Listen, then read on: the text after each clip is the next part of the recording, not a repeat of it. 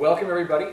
For those of you who have not been here before, which looks like most of you do have some familiar faces, this is Open Data Leaders. We are a monthly meetup group that's passionate about open data. We bring in leaders from the federal government doing cool open data projects. Can range from anyone from the data.gov team to specific things like the Space Apps Challenge to, excuse me, to NOAA's Big Data Partnership.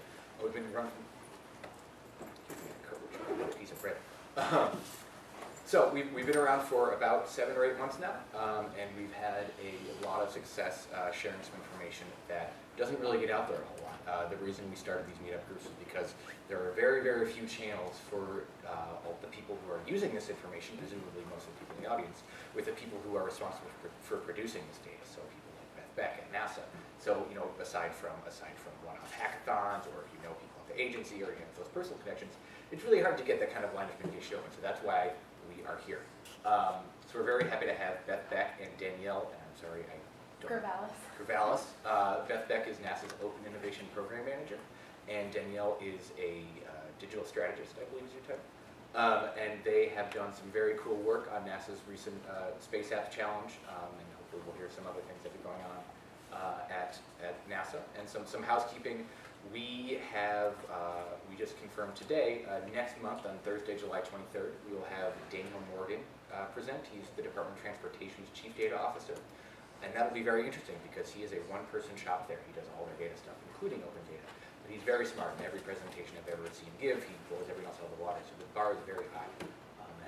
So we haven't started that. He can blow us out of the water again. And then just a little bit about us as an organization. We are the Center for Data Innovation. We are a public policy think tank affiliated with the Information Technology Innovation Foundation, which is a whole bunch of acronyms going on. But we focus on the intersection of data technology and public policy, and open data is smack dab in the middle of that Venn diagram. We are very happy that there are people like Beth Beck in the federal government that are kind of driving this forward and securing benefits for the private sector, delivering social and civic benefits, reducing fraud, waste, and abuse in the federal government. All these things that open data has to offer is in no small part thanks to Beth and Dave and the other people who have presented here. So without further ado, take it away. Thank you. So everyone, and now we're going to move around my colors. Not really. Okay, so where are we? Right, Danielle. This way. Okay, there we go. I wanted to kind of talk about Space Apps, but wanted to show you that Space Apps is our innovation incubator, and from Space Apps and the things that we've learned at Space Apps, we've really branched out in new programs and new understandings and new thinking. So I'm going to kind of walk through what Space Apps is, a little bit about kind of what we've done with Space Apps, and then just show you how at NASA we have spin-offs. So this is our spin-offs of when we've started with one thing, and then because we've learned something, we've created new things. And this is a little bit of walking through what we're working on. So Space Apps right now, it is our open data incubator, and then we consider it's NASA's convening global citizens around our data. So if you look at this, is how big we have 133 cities. And this is the size of the city. So Cairo, over on the side, that was a first-time event. Over 700 came to Cairo, and I will tell you a little bit later. That was run by 2 students. Tell my stories. I wasn't going to, but this is we had a focus on women in data this year, and we had these 2 students who wanted to run the event first ever, and then their professor said that women couldn't run an event, and so they contacted our Space Apps coordinator, and she contacted me, and I wrote an email and said, absolutely, we have, our focus is women in data, we would love for these female students to run it, and they had 300 on the waiting list, so they had like 1,000 that wanted to go. Awesome. So anyway, this is our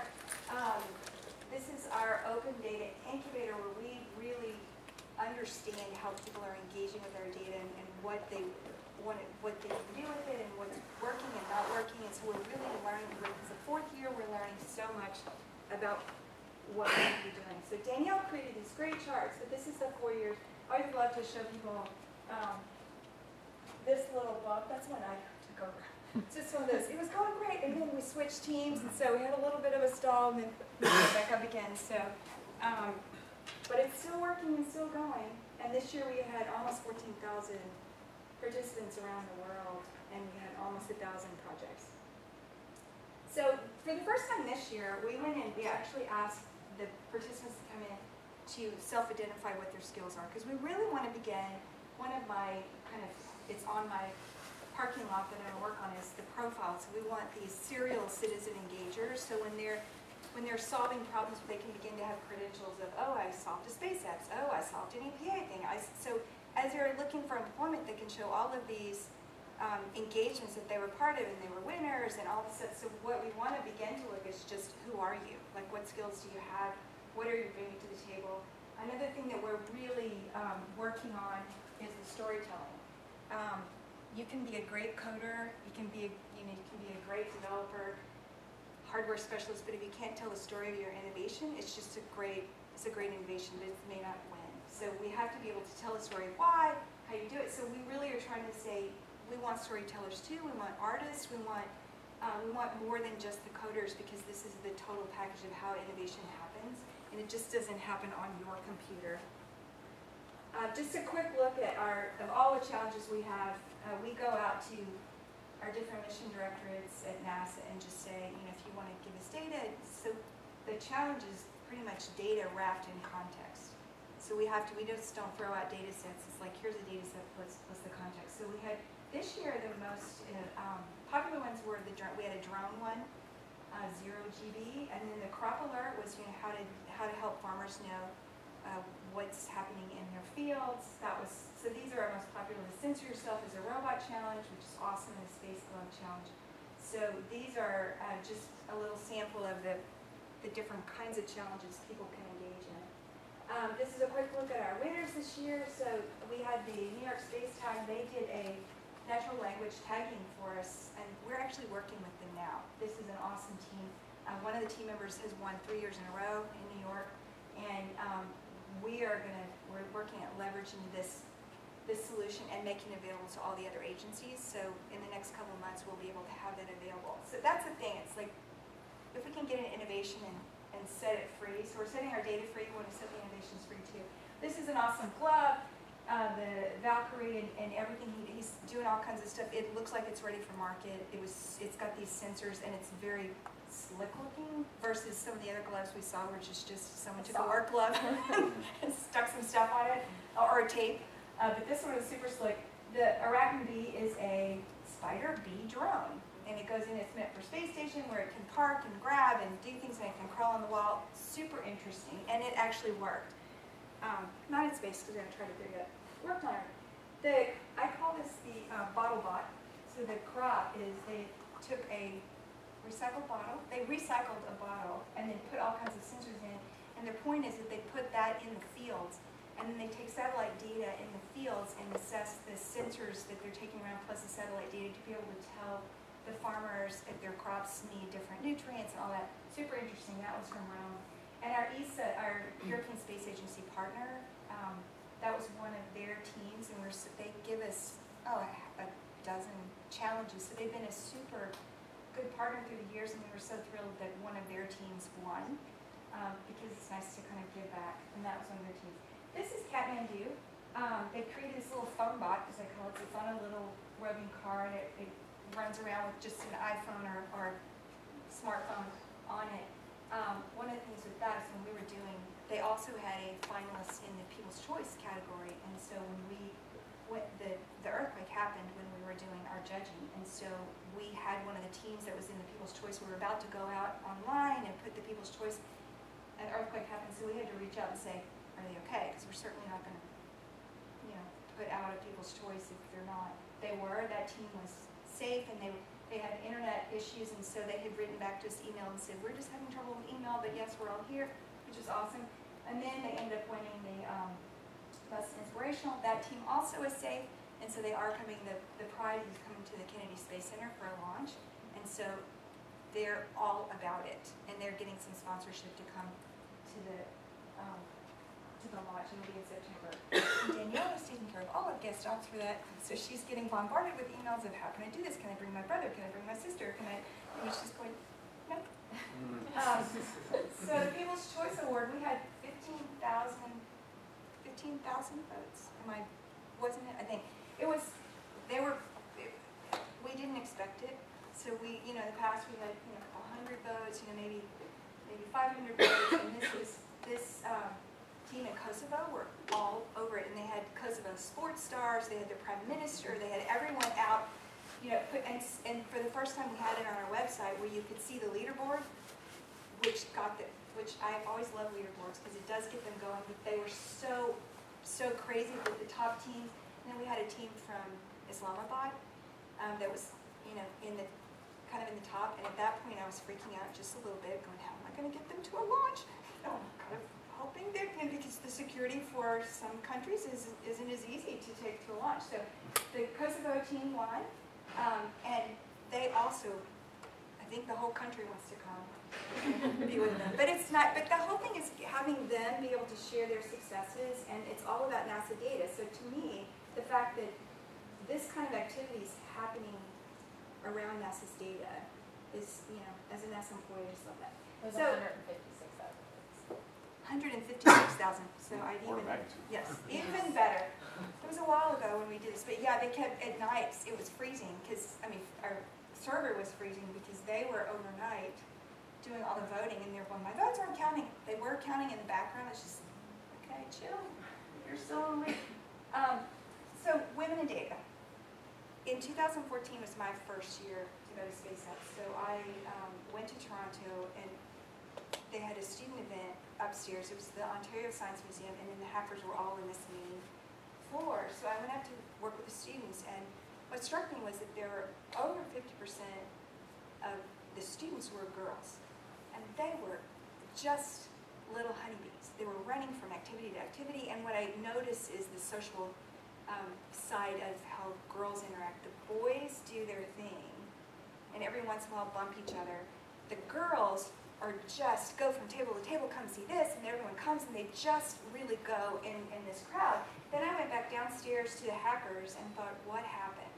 Because it was mostly men. So what happened between this super engaged, honeybee crazed, buzzing around to not being there? And so coming back from SpaceX last year, I was talking to Deborah Diaz, my boss, and I said, I just think we need to figure this out. And she said, she came back with the same thing. So we said, let's just do a study on women data. So we spent a year going out. We did interviews, and we did lit reviews to kind of look at women in tech and women in computing and what that is. This is if you just look at our social media demographics, it reflects there's like 20% of our social media followers are women. So just this alone is showing that we have a digital divide, and we just really want to understand why. When we did our interviews, this was one that really stuck with me. Vanessa Hurst, that's the founder and CEO of Code Montage, she said, and when we were talking to her, men have spare time and women have to make time. And I thought that is so true. Because for me, when I'm going home, I'm doing the bills, I'm doing this, I'm picking up kids, feeding stuff. It's like I don't have time to spend a weekend hacking. That's a luxury I just don't have. So then we had to think about, if you want to have women make time, what is it that would make them want to make time? And that was when we really started poking on that question. So as we had these conversations, what we really heard was you don't have to have a women's only event, because let me just tell you, that is a really emotional question.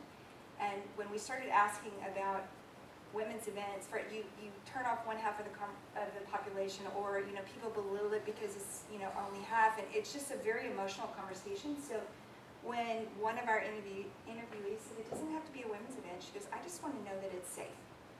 And I said, well, what does that mean to you? And so she was talking about the signals for safety. So one is to go online. If she's going to go to an event, she goes online. Are there women speakers? Are there women in the letterhead? Is there childcare? Is there a way to have a pre-event where you can go in and learn a few skills, and then when the ratio changes, all the guys show up for Saturday? If you've been able to go a little bit early, you've already teamed, feel a little bit comfortable, and then they're joining in, you've already maybe feel safe.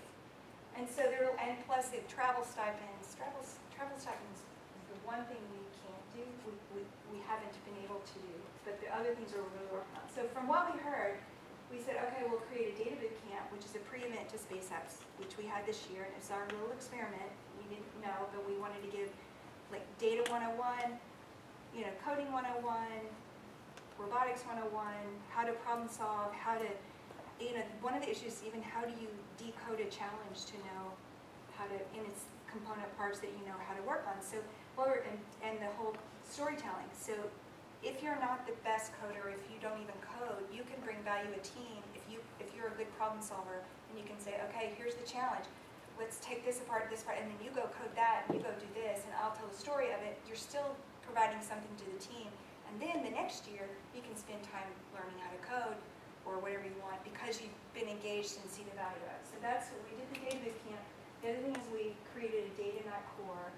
And our first class, which we've come out with, is the founding class is all women. And that's our signal. After the founding class, we will open it up to anyone, male and female, but we want to forever, on our letterhead, have all women so that women will feel comfortable coming in to engage with us in our data. And the other thing we're looking at is data fellows. How do we bring in the female data scientists and give them an opportunity to come to NASA on, you know, 3 to 6 months assignments and give them some creds for their portfolio that they can go get jobs. So these are just in our year-long study, we stepped and do that. So this is just a few pictures of our boot camp, which we had a few. We have a mentor who's there. And so this is where we had some talks in the morning where we really did talk about what do all these things mean. And then we broke out in the afternoon and really just did sessions and let them get their hands dirty and see what things mean. And we let them break up into whatever sessions they wanted. The thing that was interesting is we live stream it all. I've learned through NASA, if I can just live stream it, there's no question of is something exclusive or not, because it was exclusive, but it was online, so it wasn't. So we live streamed it all day. We had Lagos, Nigeria, and Cairo all hosted the live boot camps with it, and then Rome and San Salvador at least convened the live streaming. So that was our first time we've ever done it. And then once people see what it looks like, they can do their own next year, because we just can give them the model.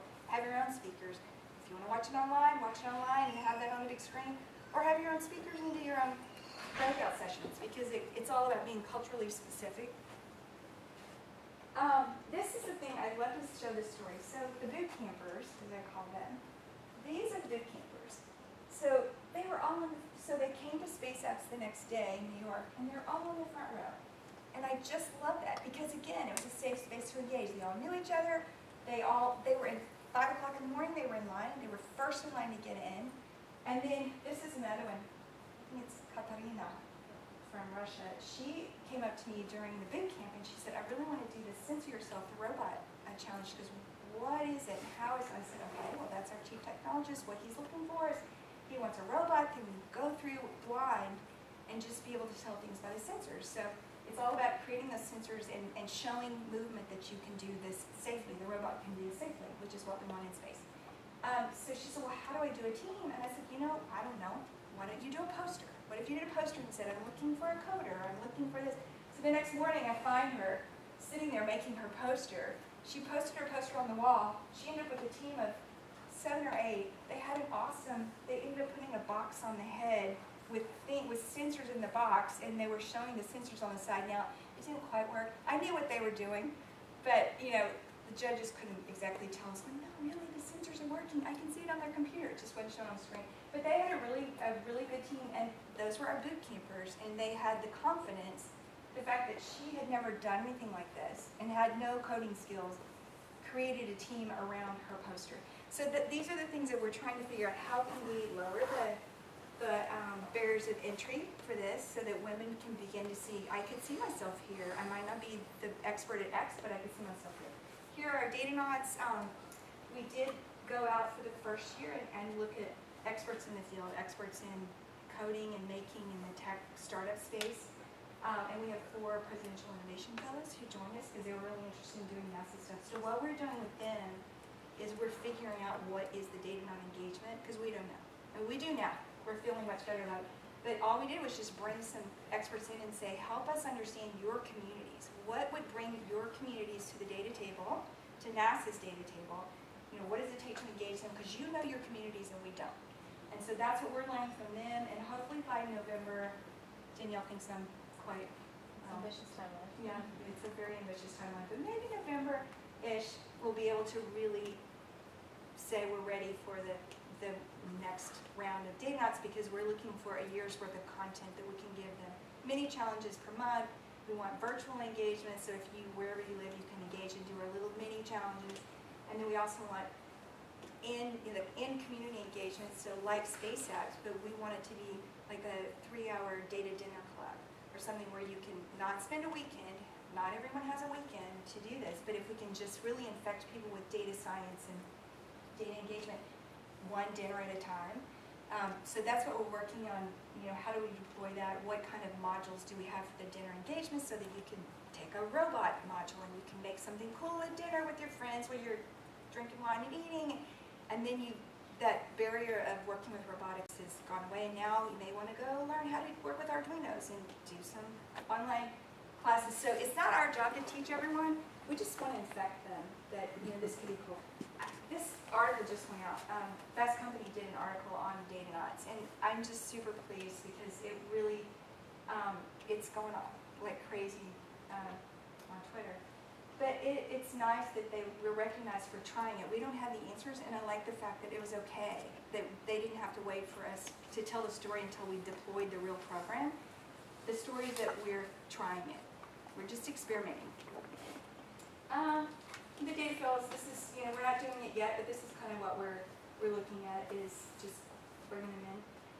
The thing that I learned with this whole year-long process is just naming it. The naming women in data as a focus made a huge difference. The fact that we called it. And we began to see, and I was talking to Deborah, my boss, because I'm social media nut. So last year after Space Apps, I went through all the tweets and I was picking the best pictures from people everywhere, and that's what I love to show in my presentations. This year, the pictures all had women in them. Last year, some of the pictures had women in them, and I could see anecdotally that there were more, at least more women in the pictures. So we did go back and look. Now we've had a little bit of time. We had 25% this year of women that engaged with Space Apps. It's 1.25. It's a lot bigger than that. We started at 18%. We've kind of steadily gone up every year. But when we looked at the global awards, because Danielle and I have been just chewing through all of those nominees that have come in from the 133 locations. So we had 1,000 awards, and they each look at 133 locations. They can each send in 2 finalists and 1 People's Choice. So we need to look at them all. And so when we started looking at the top 60, that when we bubbled up the 400 plus and into 60, 47% of those had at least 1 or more women on the team. That was awesome. Because I was personally marking them. As you go look at the pictures, I love that women on the team, women on the team, that's just me. Put women on the team, women. So it's fun to see that.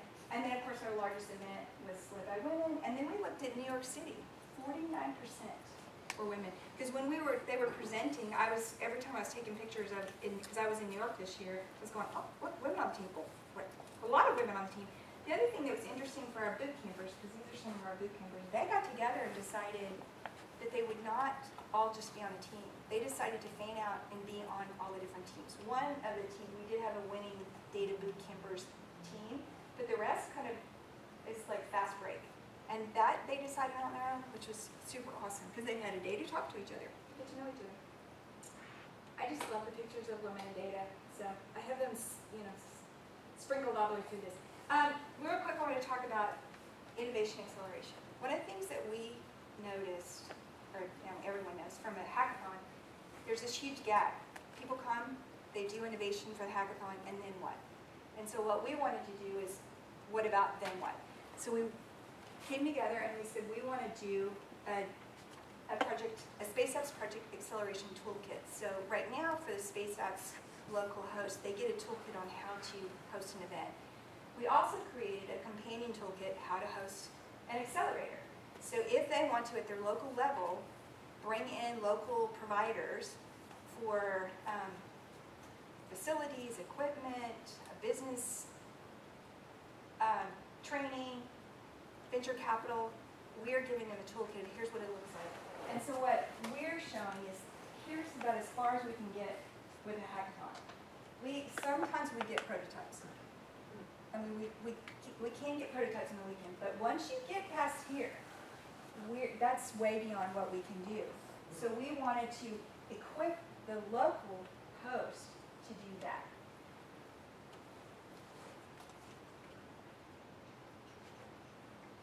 And that baby is supposed to go. Why? It's stuck. Right. The other thing we've tried to come together and say, if you're looking for, not every team, again, an innovation may not be a good business. And so we're trying to, at the local level, show them, here's some characteristics that we've learned, because we've done acceleration programs. Here's what we've learned that a successful team will need. So be looking for those characteristics, not just the idea. Oh, there it goes. The other thing is, so this is their timeline. So we only gave them the Project Acceleration Toolkit in March, and then Space Apps was April. So we got it out late. It took us a while to get it out. But we're saying, excuse me, for this year, this is their Space Apps right here. So they really need to begin to do all of their planning, just like they do for Space Apps. The cool thing about it is if you know you're going to do Accelerator, they have their local partners anyway who create the facility, make sure they have Wi-Fi, make sure they have food, that kind of thing. Those may be the same partners that say, okay, we also want to accelerate afterwards, so we want to take a look at your project teams, and we want to not only partner with you for Space Apps, but partner with you for this, because we want innovation rooted deeply at the local level. Because actually one of our mandates for Open Data is to spur innovation. That's my favorite part of the mandate. So, more pictures of women at work.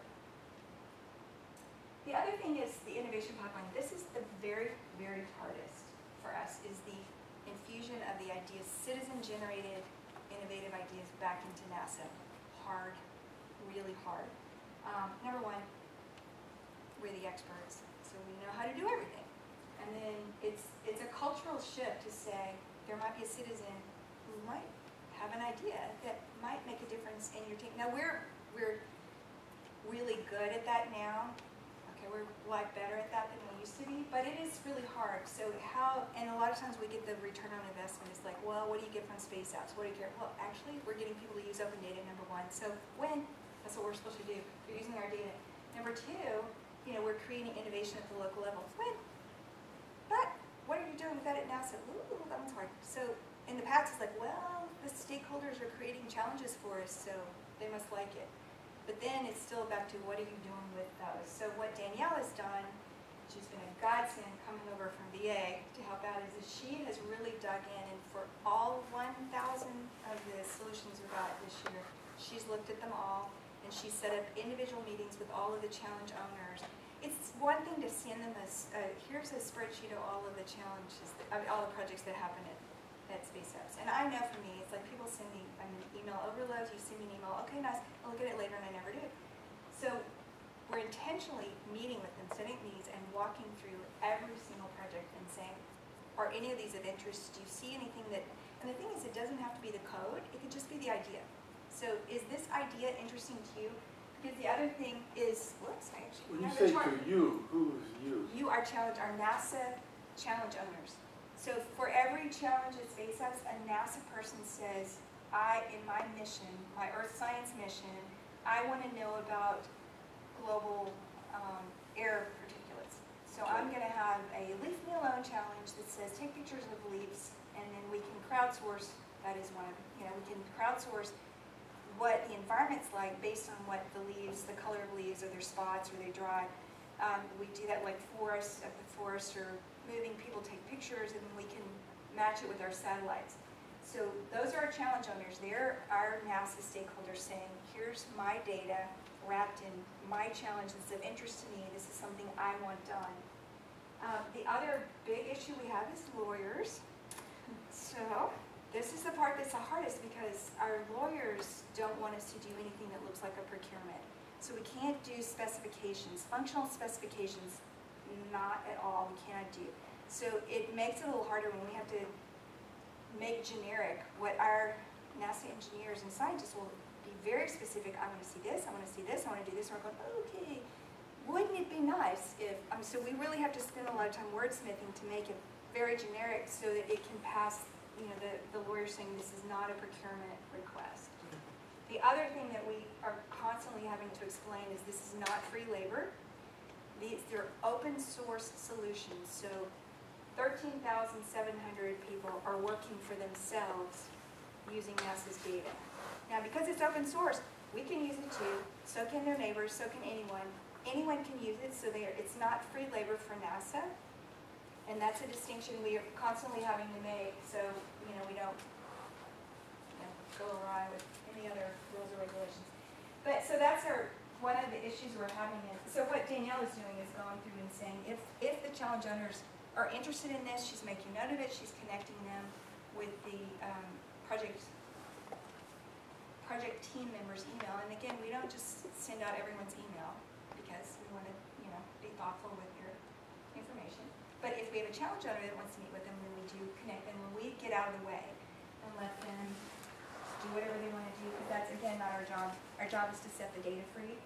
But the other issue is that the projects are not fully baked. And we try to always manage 2 minutes. Okay, go fast. We try to manage that expectation that you're just going to get what you get for a weekend, but the idea, that's the thing, is it changing your opinion of how you want to do your project. So, this is one team we're working. I'm going to go really fast. We're almost done anyway. So this, the data exploration, we already had OpenNASA.gov, DataNASA.gov, CodeNASA.gov. We already have those websites, and they've been there for 4 or 5 years. But what we are learning is that we're refining them and upgrading them because we're learning what the public is looking for.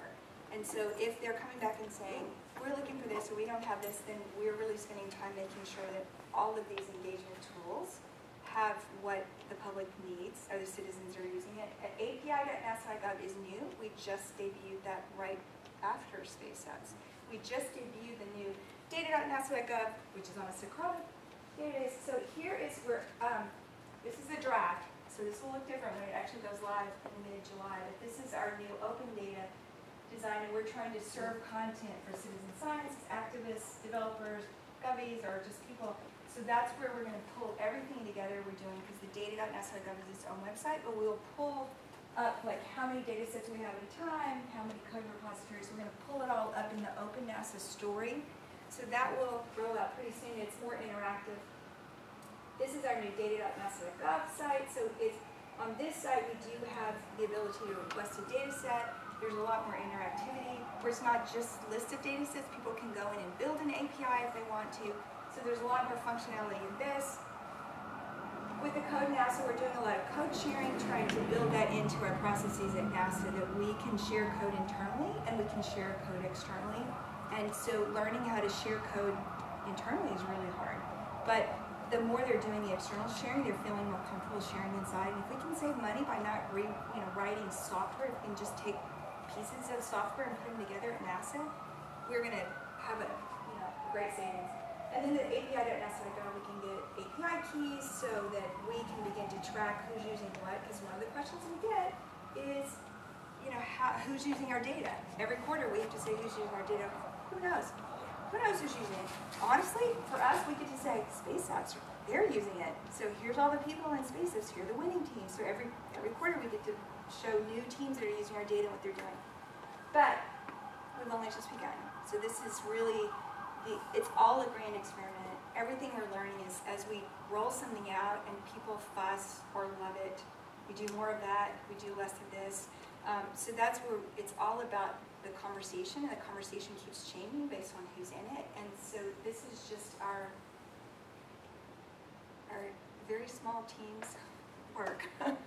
So, is that right? Nate? Yep. Oh, and then so we're gonna Questions? open it up to audience Q&A until about 8 o'clock, and then I'm gonna take executive privilege and ask the first question. NASA released a couple hundred, I forget the exact number, data sets specifically for the Space Apps Challenge prior to its, just like this is like we're opening a new resource, have at it. What kind of process did you use to, I guess, identify? Did you have these project managers prioritize, like, we think there's value to be had from these data sets that aren't yet public? Let's try to like funnel it in, or was it just a general push and like let's see what can happen? The thing about public data and non-public most of NASA's data is public because we're an open data agency, and we always have been, so our data is out on websites, it's everywhere. Our issue is finding it and collecting it and putting it in one place. So that's what we spend a lot of our time on, and we're up to 30,000 data sets now because it's finding them, you know, where the authoritative source is and pointing to that, leaving it at the authoritative source. For space apps, we specifically ask for the challenge, what data sets do you need for this challenge? So that's one thing. And then because we just debuted this new portal on Socrata, we tried to put everything that that was part of the SpaceX challenge set with 35 challenges in an easy place there. And we also created a number of APIs just for the challenges, so it'd be easier to use. Because we've heard that in the last years, it could take people a year, it could take teams a day to just even sort through our data, because our data's not easy. I mean, it's just not easy to use. It's easy for our scientists to use because it's written exactly like they want it. I mean, they've brought the data down exactly as they want it, but then trying to have that talk to other data. So the process was more of what the challenge owners wanted, and we focused on those. And then all the rest of the data is going to be at least pointed to anyway, but some we tried to house in Socrata. Do you want to answer that at all? Because you were part of creating them. Yeah, I mean, I would say that's an accurate summary. Some of the data that's up there now was like pulled from a variety of NASA's like data.json files that live in various places, like essentially metadata describing all their existing public data sets. Some were just personally curated by like the small team that Beth has, trying to find useful data sets for the challenges. Okay. Yeah, but it's definitely an ongoing effort. Another part of the grand experiment. What works, what doesn't. Cool. Well, then basically, I guess you have the authority to call on people if they look like they have an interesting question. So, go ahead. I've got an authority to do something awesome. Yes. Are you recording? We're recording, but the microphone's pretty good, so it should pick up everything if you want to get there. I'm Joan Aaron, and I'm doing some work with Brandon Neiman at the, I know we've been talking to you. Just send me that email. Fill out all this stuff. And I actually, I'll ask a question about that, but there's a second question of something you said that I found very interesting. There's a lot of interesting things, but relating to the working group, I know we've invited you and anyone here to come to our meetings, and both virtually or in real space over in Virginia. But And this is the big data working group. federal big data. Federal working big group. data. And I will, afterwards, Brenda and I wrote a short paper about what we do, so Awesome. I should have brought that along. But there's a lot of, as this thing grows, there's a lot of tools that our group discusses that would be, I think, something of great import to help you organize the information. Love it. And this set involved with issues of data publication and ontologies in terms of the knowledge. And as I was hearing this and hearing the challenges you were facing of getting it started, and I really congratulate you. And there's a lot of stuff that I think we could, there could be some applications of the approaches, and I know that we can work out a time for you to come to our meetup, and we could do that. So that's something we could talk about. We But can the take second- all the help we want, and I'm sure all of my other open data colleagues will go, yes! Yes, we would, I know, I can see this, because this happens everywhere, and this is happening in front. It's just that, you know, the pipes, all these innovative ideas, which are great, well, it's great to get them started, but once they start growing, you start thinking, they're growing like topsy, you know, and so putting order on that. 1,000 flowers. The second thing I wanted to ask you about, or really make a comment, is the women in data thing. Very interesting. And I just have to tell you about something I saw recently on I think it may have been one of the morning news, Today or something like that, a feature. I don't think it was 60 Minutes. It was something that almost made me want to smash the screen. It was talking about you're talking about what happens in terms of between the students and my Yeah, what daughter's in happened college between right when now, they were between kids, the yeah. students who are interested in Right. these things, and then you look at down the road and they're almost all men. Well, here was one thing that there was a story about the group of, and I guess this was basically Silicon Valley types, who were the big funder, people, the investors, and then the sort of people who might the tech company leaders or people who might want the investment. And their notion is to say, well, what we're going to do as part of our screening is extreme sports. And so the whole TV feature was about a group in Hawaii. Now, one of the leaders was actually a woman. I'm sure that they probably got her doing it. But if you were to pick an activity that was weighted toward young, male, single, able-bodied, and anything else you might name, and basically these people were saying, you're Run not for your criteria money. sharing.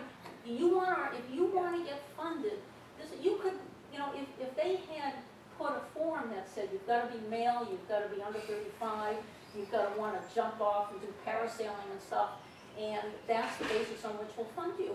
I don't know whether maybe if they're not employees, they can't be brought before the government on that. But basically they're saying this is our criteria because you know how to take risks. And I thought you were talking about like women in a safe space and Well, stuff like that. So yeah. and NASA has presence in California. I just heard this and I thought, man, and the thing is the people who presented this story, it was, oh gee, isn't this cool?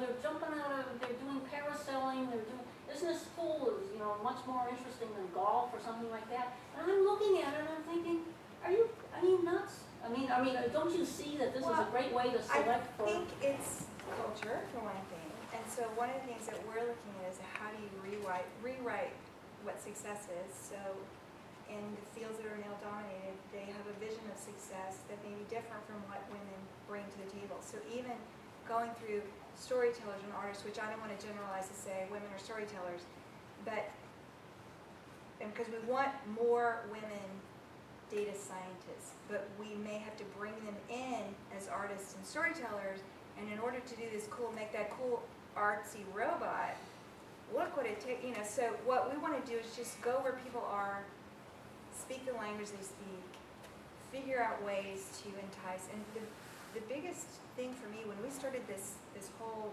study, and started going out interviewing people, in my head, I had the answer, and I learned I was wrong. Because I thought women will engage around, what we're going to hear is that there are specific issues like women like this and women like this and women like this. And if we can create data stories around that, the women will come. I did not hear that. I just, women are issue-based, absolutely. But I didn't hear, if I'm going to spend my time at something, it's going to mean it. It's going to mean something. It's going to be something I really care about. So yes, we are issue-based, but there's not an issue or two or three or four.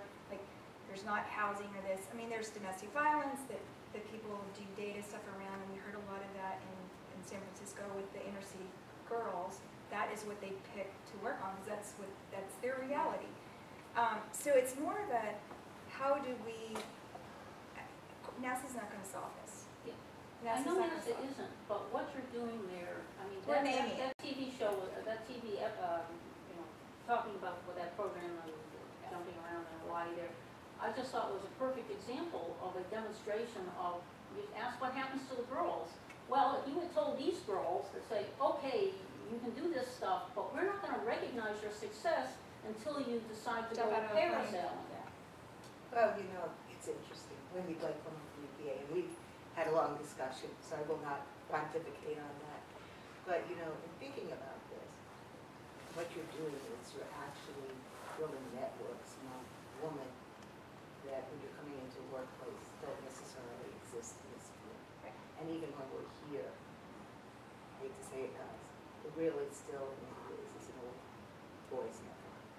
So we're building, I'm not saying that's good, bad, or whatever, but it's a cultural thing. I know some of my most wonderful times working recently, and my friends retiring, so I'm very sad, I'm going out to Ezra here, is finding some very strong woman data managers.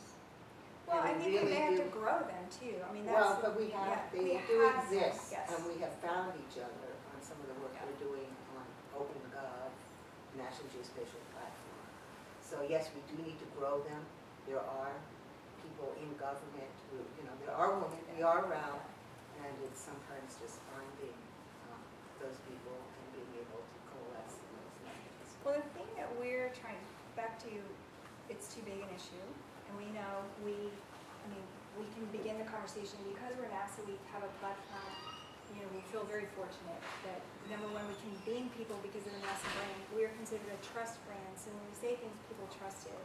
So we can have this conversation. But because if you try to think, it's so big, we really did keep making it a smaller and smaller question because it was such, I mean, honestly, and I keep telling Danielle, when we first went out on the set of interviews, I'm going to pull in this project. This is, wow, it was such an emotional, people were getting so mad, it's like, I'm pulling this. And then a little time to think about it, we went to the East Coast and had conversations, and it's, so in making it back to simplify, simplify, simplify, how can we show some progress in a year? So if you just focus on space apps alone, which we can, and start to try some of these, incubate some of these ideas with space apps, like the boot camp and the data knots. These are all spin-offs of space apps, things that we've learned, have asked us new questions. We're asking new questions because of what we're seeing from space apps. So if we can begin to look at how people identify themselves that come to space apps, will we see a shift in those skills? Will we see a shift in how many women engage, which we, just by naming it, I believe we're seeing that, but that's just 1 year's worth. So that's the thing, if I can just show that space apps, we can increase the number of women who engage in space app, and then those women, and I have to say with tweet-ups, when we started tweet-ups, when social media was new, so back in the old days of brand new social media, when we did our first tweet-up, that was another huge brand experiment, because we had the shuttle launches were leaving, and I used to work in the shuttle program, and so in human spaceflight, the shuttle was one of them. And we wanted to get more people for the last few launches. How do we get more people there? So we were doing, social media was new, and so it was creating this. How do we bring people together to create their own story, and then they will tell their story about space. Same thing with this. So when we created, we want them to have a good experience. We want to give them all the tools. We want to pull back the curtain, let them have an experience with stuff that only NASA employees get to see. Let them tell that experience through social media. And what was fascinating is there was a big battle internally about, do we bring in influential tweeters? And because I'm a populist, it's like, I don't care if they're influential. We will make them influential by giving them access, which is exactly what happened. So the first tweet up, they came and they had 300 followers or 2 followers, whatever. But as we gave them access, it was funny to see them graduate. So they graduated to be news professionals, and they got jobs as photographers at news, because they got their chops at the tweet-ups at NASA. I see this as the same thing. If we can have some women and girls get their chops at these kinds of events, where then it's on their portfolio, people can say, oh, NASA let you involved with that. Oh, well then maybe we can hire you. Those are the kind of little by little by little, and so with social media, oh my heavens, that within 2-3 years, we created an industry of space tweets and all this stuff, and they all went into media. So they had a good experience at NASA. We allowed them to grow in their own right, and then, NASA did well with that because they love us, because we gave them a good experience. We want these girls and women to love us, love our data, have a good experience, and then get some cred so that someone will hire them or give them other experiences. So this is, again, the grand experiment. We really want to, and the other thing that I really started looking at, and we talked about too, is the developers who are taking NASA's data and creating the filters that the public will then see our data through, they're mainly men. So if we can grow more women who are taking our data, creating stuff that women care about, whatever that is, because again, I don't know what it is, I didn't see a trend in that, the public will see our data differently through the eyes of the women who are creating. And that to me is super interesting. So how will our data reach other lives that we didn't know about? So this, again, in 5 years, I'm super curious to see how, if we have been able to change this industry at all, or at least change, will others follow us? And if more people are doing this kind of thing, it will, like more people ran in tweets, oh my heavens, after we had a first successful one. And then I remember that we were at the press site, and all the news reporters were coming and going, what's this thing called Twitter? Why are you doing that? I was going, okay, would you just go online and go look? And then after they started writing stories about it, and then all of a sudden everyone wanted to do it, and then everyone's rushing in, and everyone's having tweet-ups, and all that stuff happened. I'm hoping the same thing will happen here, is if we can prove the model works, then other people, we can hand it over to other agencies, and other agencies can do it. We're also looking at taking the boot camp model and using it internally to NASA, and go to centers and organizations and doing a little boot camp of here's what data is, here's what an API is, here's what, if you wanted to do this, here's what it looks like, and then provide them some online training if they want to learn coding. Here's some online training. So how will NASA look different? Because we've got engineers and scientists who don't code. So that's what contractors do. How will it look if we can actually create our own APIs? I don't know. So again, grand experiment, we'll see. It's all from open data, which is what I keep saying. The seeds of open data bring this harvest that, we would never know what we're going to be able to harvest out there. Harvest robots. We have time for like 2 more questions. Here's one in the back. So, do you have a sense of people participating in these boot camps and your space hub challenges? Are they mostly undergrads or they come from all over? They're all, it's mainly, I would say 18 to 35. Not mainly, I mean, that's, okay. That's the clump. And then we have all kinds of, because it's NASA data, people of all ages come in. I mean, it's really interesting because a lot of people more like me love NASA and they come because they're curious. And then what we really want to see, because we have a huge age gap where in the younger generations, their experience or their kind of main memories with NASA are accidents. So that's when we look at them as they remember Columbia and Challenger. So it's like NASA has accidents, that's what they remember, and NASA shut down the shuttle. So to build some new relationships about, oh my heavens, we have humans 24/7 in space, going around the Earth every 9 minutes at 17,500 miles an hour. That humans are up there, and now we have a human up there for a year. And we're looking at all the Hubble and all the things we're doing. So we're trying to create those new experiences. So yes, it's more of that. In hackers, in the hacker world, it is definitely younger, but we'll see in another couple of years what it looks like.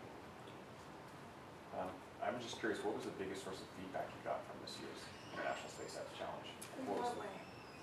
what was something that people were looking for? Like, hey, next year you should do this, more of this, or less of that? Or was there an area that you felt like there was still an underserved need? I mean, I was there and I loved it, right? I'm just curious. Maybe it was perfect. Yeah, man.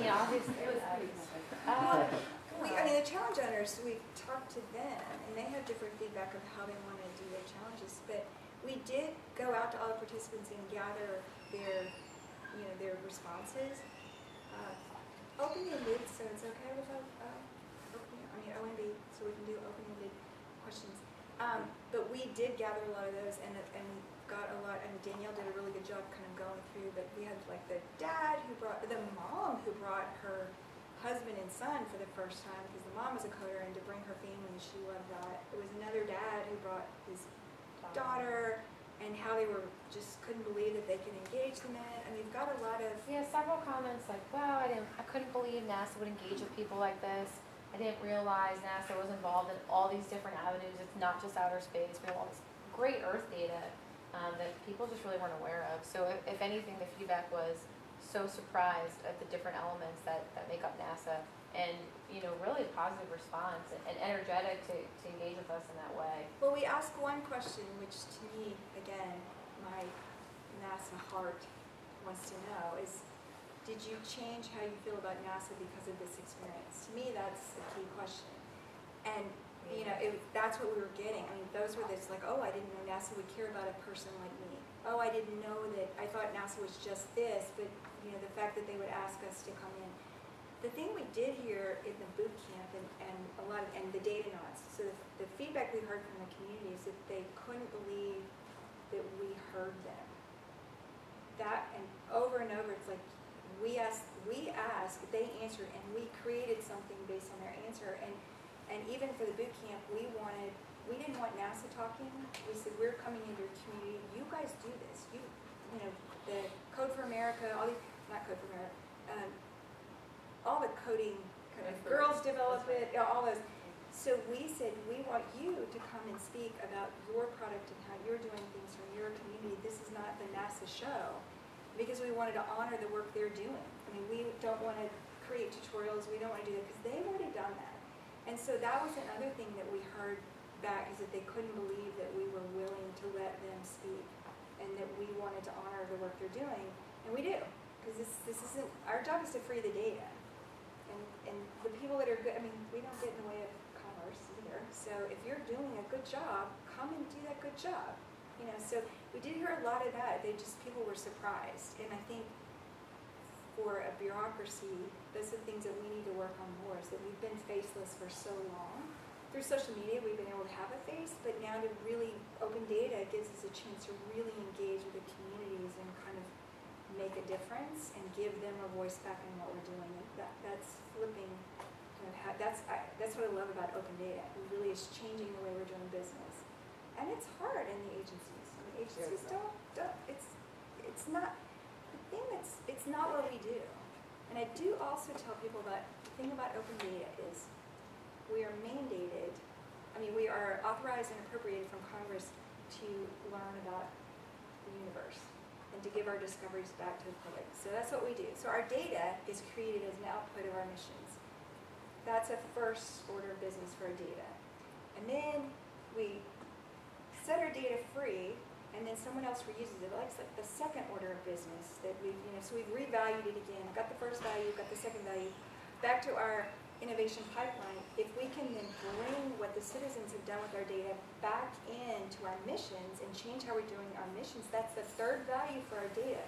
So it's kind of really interesting to see that if we put it out, bring it back in, and constantly seeing these things change. So we've spent money on the data in the first go around.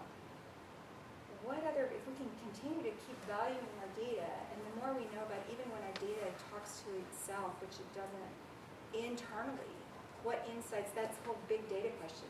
What big insights will we learn from our data on the second, third, fourth go around? Because our scientists got what they needed.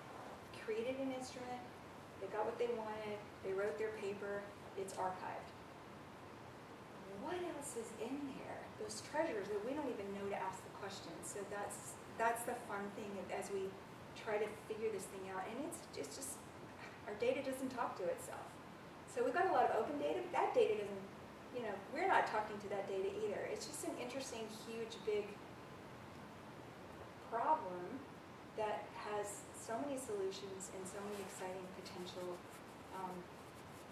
wonderful new ways that we didn't know about. So anyway, that's the cool thing about open data for me.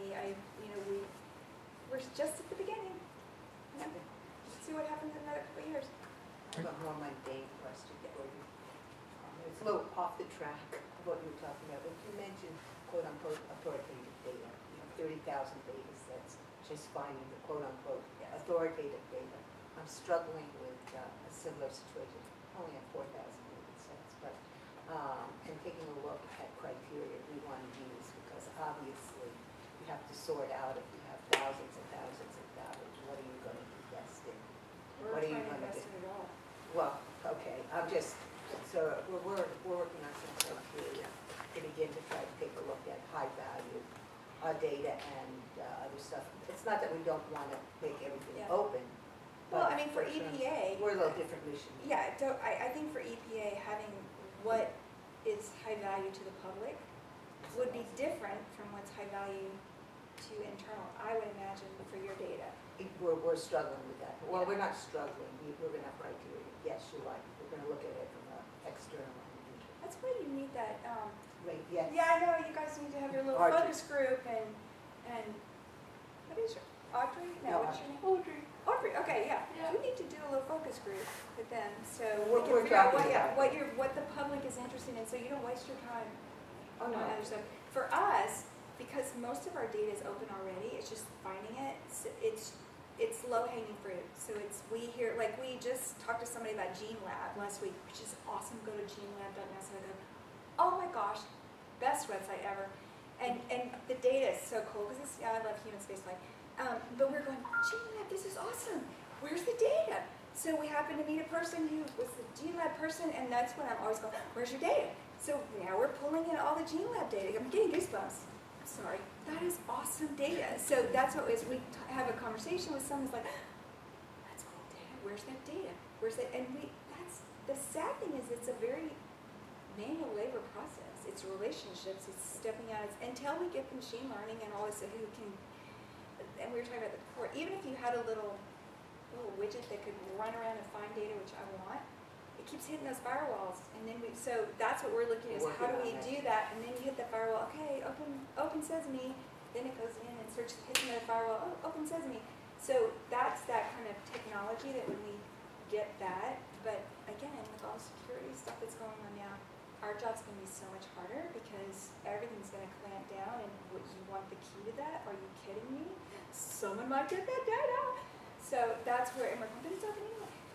That's our issue right now, is just trying to seek and find. It's a little treasure hunt for us, but yeah, yours. We're doing e-discovery as well, and I'm looking for ways. It's not as difficult on our structured data, but we're looking at ways of doing virtual indexes across our multiple unstructured data stores. Figure it out. We're happy to talk to you.